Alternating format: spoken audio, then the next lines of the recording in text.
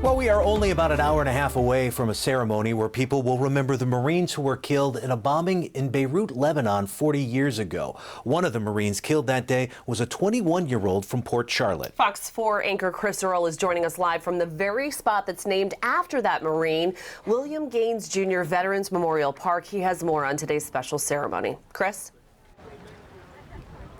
Good morning, Amy and Chris. And yeah, people are really gathering here because this is a story not just about Bill Gaines, who was only 21 years old, Port Charlotte native, but about all of the service members who died that day. But Bill Gaines had just turned 21 days before the bombing on that Sunday morning in Lebanon, in Beirut, October 23rd, 1983. He had just been married as well.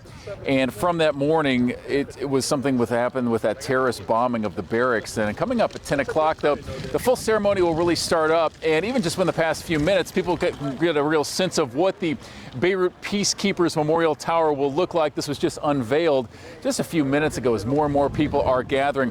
And this has been a project, a concept that's been years in the making. They still have a ways to go for this, but as more people gather here again for the 10 o'clock ceremony, the seats are already out, the stage has already been set, some of the flags are out as we see a very heavy U.S. Marine presence, because that is what happened that day in 1983. 241 American service members, most of them Marines who died.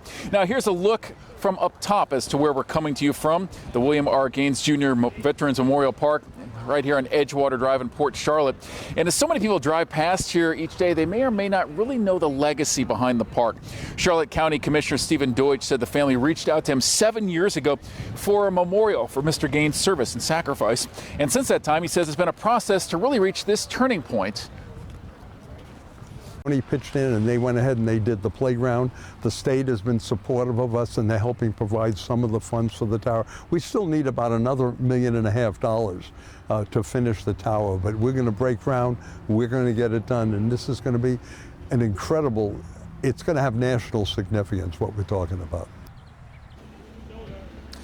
And that difference, $1.5 million, is not a small amount, not a trivial amount, but even in late December, people did run a 5K here to support the tower and the whole project, another small step in what has long been a journey to ensure that the people who died here, again, 241 U.S. service members back on that day, October 23rd, 1983, are always remembered. And still to come here leading up to 10 o'clock, we'll see how the event is starting to fill out as more and more people are showing up here in Port Charlotte for this. Organizers expecting a sizable crowd. It's already reaching that, including Mr. Gaines' family and other survivors of the Beirut barrack bombings nearly 40 years ago. Reporting live in Port Charlotte, Chris Earl, Fox 4 News.